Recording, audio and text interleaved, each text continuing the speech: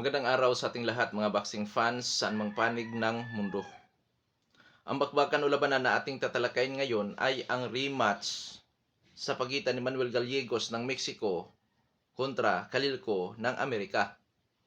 Fight schedule May 30, 2025, nagaganapin sa Guadalajara, Jalisco, Mexico. Mapanood live sa DAZN. Sa bakbakan na ito tayo pa maghahayag ng sarili nating fight prediction, comparison at analysis. Kung saan doon pa po lamang sa ating gagawing comparison, detalyado po na inyong malalaman kung saan niya ba naging liyamado, saan naging dihado itong magkabilang panig. Inaanyayahan ko rin po kayo na panoorin ang buong video. At nang sa kanon, makakuha kayo ng mga basihan, idea sa pagpili. Maaring ang inyong mapili ay hindi pabor o pabor naman ito sa aking prediction o pananaw sa laban. Nasa inyo po ang huling desisyon. Bago naman natin ito simulan, para po sa mga boxing fans na bago po lamang napadpad dito sa ating munting channel, inanyahan ko po kayo na sana suportahan po sa pamamagitan po ng pag-subscribe, like, and share. At para po sa mga boxing fans na walang sawa na sumuporta, sumubaybay dito sa ating munting channel, taos puso po ako nagpapasalamat sa inyong lahat. Wala po andong sports PH kung wala rin po kayo mga idols. Kaya naman, simulan na natin. Dahil rematch na lang po ito, na kung saan sa una nilang pagharap nitong si Gallegos at Co, natalo si Co by 9th round technical knockout. At sabi po ng mga hurado doon, na-upset daw itong si Co. Kaya napasuri ako talaga dito. Kung saan na-upset, gayong kakaunti pa po lamang sa bilang ang naging laban nitong si Calilco dito po sa Pro Fights, ikumpara po kay Manuel Gallegos. Nung tiningnan ko ang background nitong si Calilco, siya po pala ay dating Olympian, dating lumalaban sa amateur boxing. Na kung saan, may impresibong kartada ito sa amateur fights. 23 wins with 6 wins coming by way of knockout at may 4 na talo. At may mga nasungkit po ito na mga patimpalak. Katulad ng 2017 US National Champion. 2018, Germany, Chemistry Cup, champion siya doon. 2018, US National Championship, finalist po itong si Calilco.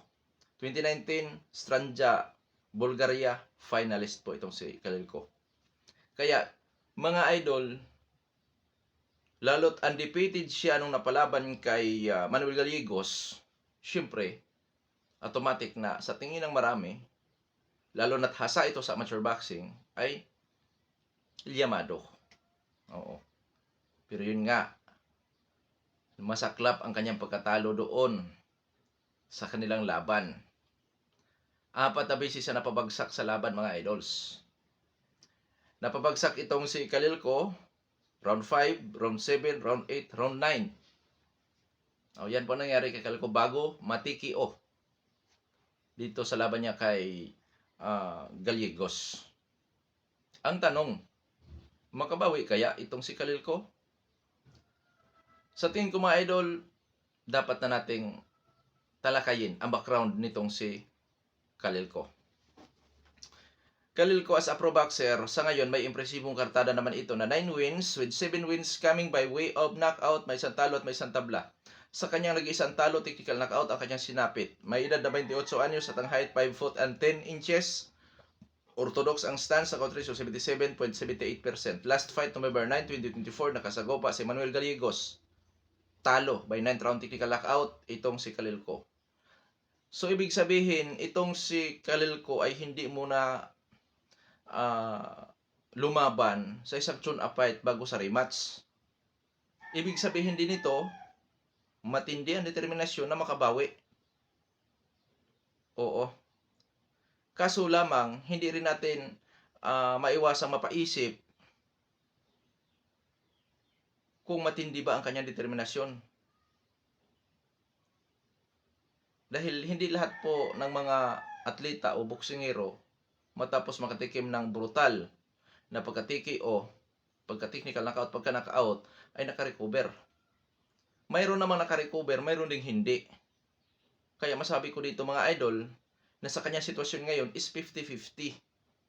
Kasi nga, di natin alam kung, kasi hindi siya nagkaroon ng tune up. Doon sana natin makikita kung wala bang nagbabago sa kanya. Pero sa kanyang ipinahiwatig naman dito ngayon, na kung saan diretso siya sa rematch, matindi ang kanyang determinasyon na makabawi. Siguro naisip lang niya na nagkakamali siya doon sa laban.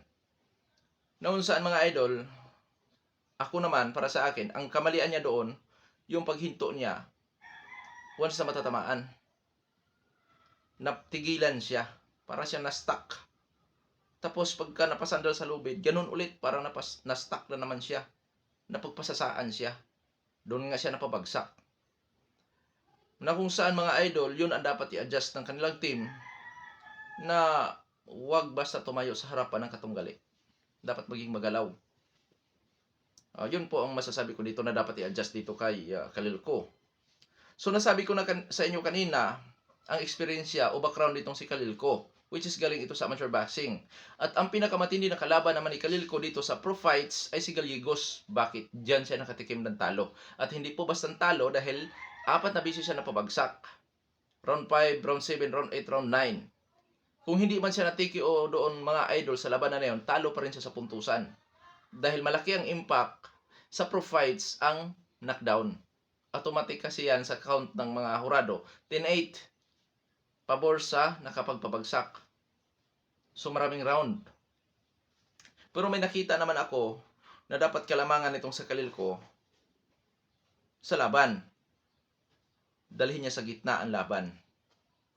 Dalhin niya sa gitna. Huwag siyang sumandal sa lubid. Iwasan niya ang lubid. Yun lang masasabi ko. Ngayon, sa skills naman itong si Khalil Ko, doon sa amateur fights, all-around boxer ang kanyang galawan. Ibig sabihin, may ibubugas sa teknikalan. Pero dito sa pro fights, dahil malimit na siya po ang nakakalamang, siya po ang lugi sa kanyang lakas yung kanyang katunggali, siya ang malimit na tinakikita sa kanya ang pressure fighter brawler style. Pero boxer puncher siya. Sa boxer puncher kasi, pressure fighter style, defensive style, brawler style, counter punching style. Boxer puncher siya, pero malimit sa pressure fighter style, brawler style. Oo. Sa durability, expose. Sa depensa, average. May mga openings lalo na sa mid-range, close rin sa suntukan. Ngayon sa panig naman ni Manuel Gallegos, si Gallegos po bilang isang professional boxer, may impresibong kartada naman ito na 21 wins with 18 wins coming by way of knockout, may 2 talo at may 1 tabla. Sa kanyang 2 talo, isang beses nakatikim ng knockout ito, or technical knockout. May edad 27 anyos, height 6 foot and 3 inches, orthodox ang stance, knockout ratio 85.71%. Last fight, November 9, 2024, Khalil Ko. So hindi rin po nagkaroon ng iba pang laban itong si Manuel Gallegos. Noong saan panalo itong si Gallegos sa laban kay Khalil Ko by 9th round technical knockout. Eksperyensya o karanasan itong si Manuel Gallegos. Mga idol, sinuri ko po kung ito ba'y dating lumalaban sa amateur o Olympic din. Wala po tayong natagpuan na kanyang pangalan. So diretso tayo sa kanyang mga nakalaban ito sa pro fights. Mangalan lang tayo ng dalawa. Noong 2020, nakasagupa ni Manuel Gallegos itong si Usail Santuyo. Talo siya dyan by unanimous decision. 2023, nakasagupa niya si Diego Pachico. Itong si Diego Pachico mga idol ay, kung hindi ako nakakamali, nasa world ranking na rin ito ngayon. Maging ito si Santuyo. Tapos si Diego Pachico naman, kinikilalang prospect yan mga idols. Diyan naman nakatikim ng talo by 4th round technical knockout si Manuel Gallegos.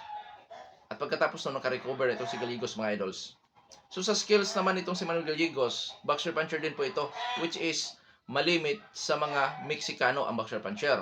Pressure, defensive, brawler style, counter punching style. Malimit din nakikita natin sa galawan, o specialty nitong si Gallegos ay ang pressure puncher style, brawler style mga idols. May pagka-agresibo, makamay. Masipag talaga bumabato ng suntok ito, taglayang power, timing at accuracy. Sa durability, marunong man-knockout, marunong ding mahilo.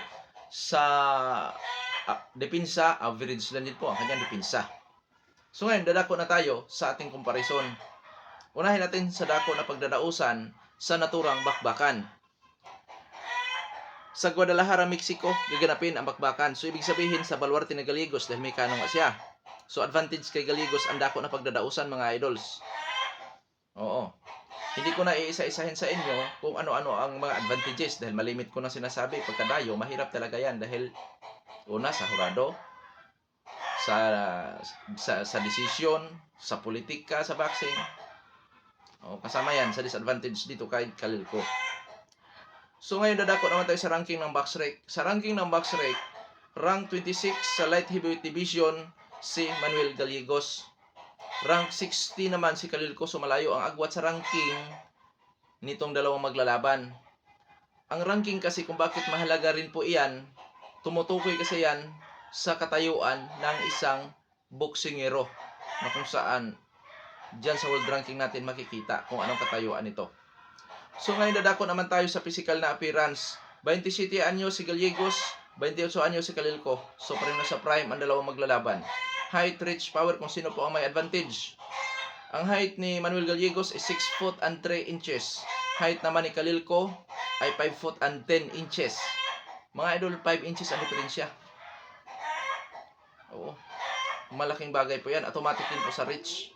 Na kung saan kung yan ay magagamit ni Gallegos, talagang masasabi nating advantage.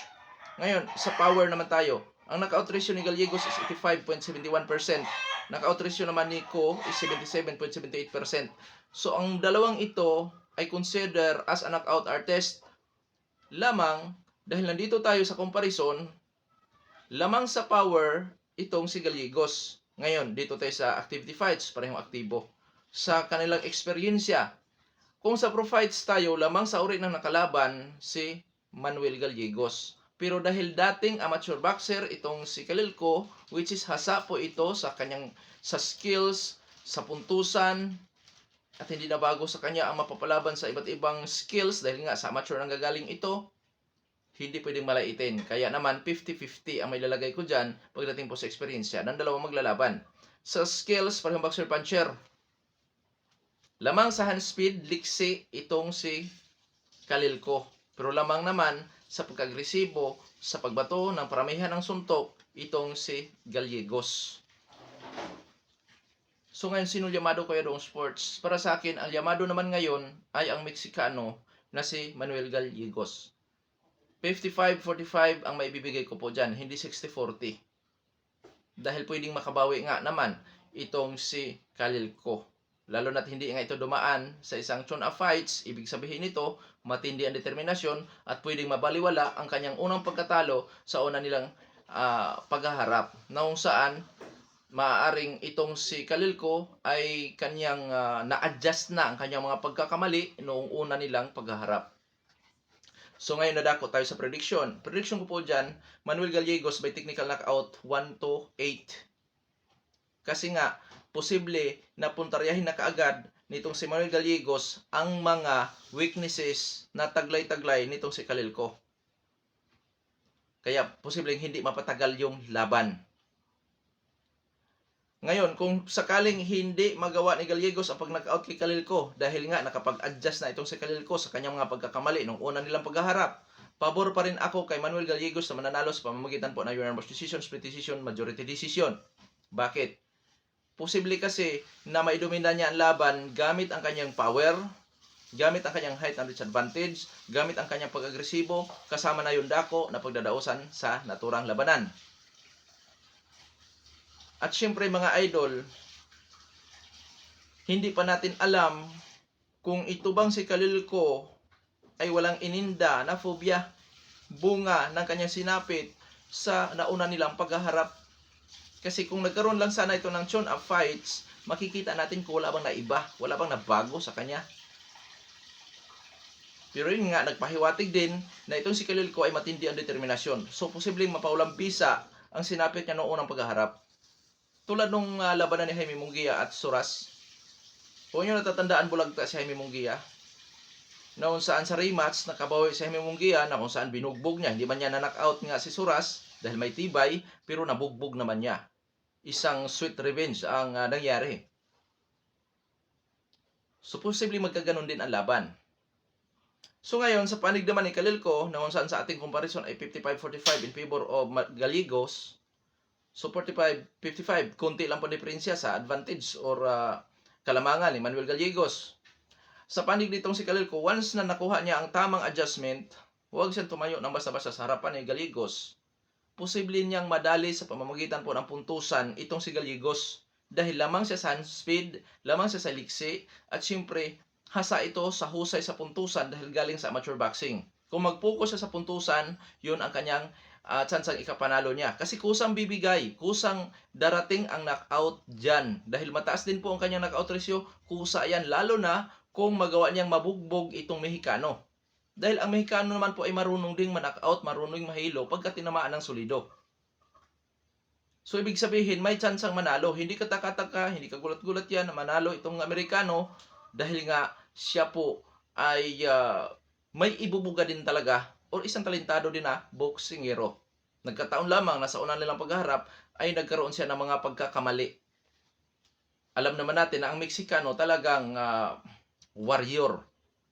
So, kailangan mo ng technique, kailangan mo ng strategy kung paano mo ma-utilize yung kanyang pagka-agresibo. Which is, huwag kang tumayo sa harapan yan. Gamitin mo yung footwork. Dahil siya po ay isang boxer puncher at nakita ko ang buong skills ito doon sa amateur boxing na maganda ang kanyang footwork. So, bakit hindi niya nagamit dito sa pro fights? Kumbaga parang na-overwhelm siya dito po sa Mexicano. So, dito ngayon, dahil siya ang dayo, matindi po ang disadvantage dyan kung dayo ka, kumaway sa puntusan din. Kasi nga, kailangan nitong si Khalil ko ang magtrabaho ng husto para makapangumbinsi ng hurado. Yun talaga yan. Pero ganun pa man, hindi hadlang yan para sa ikapanalo din nitong si Khalil ko. Once na makuha niya ang tamang adjustment. Which is ang pag-outbox din dito kay Manuel Gallegos. Yun ang pinaka-short term doon sa akin sinasabi na huwag siyang tumayo lang sa harapan. Tapos, dahil magaling naman sa puntusan, galing nga sa amateur boxing, so, tirahin niya sa puntusan yan. Kung di niya kayang in-knockout, dahil kusang ma-knockout yan, dahil mataas din nga naman ang knockout ratio nitong si Khalil ko. So, magandang laban pa rin po mga idol. Bagamat hindi mga kilalang boksingero ito, pero nakita ko yung una nilang pagharap, magandang labanan, at ni-request din po ito sa isa sa ating taga-subaybay. So, ito, ginawa natin ng video dahil magandang laban din po pala ito. Hanggang dito na lamang ito, Panro Sports PH. God bless po sa ating lahat.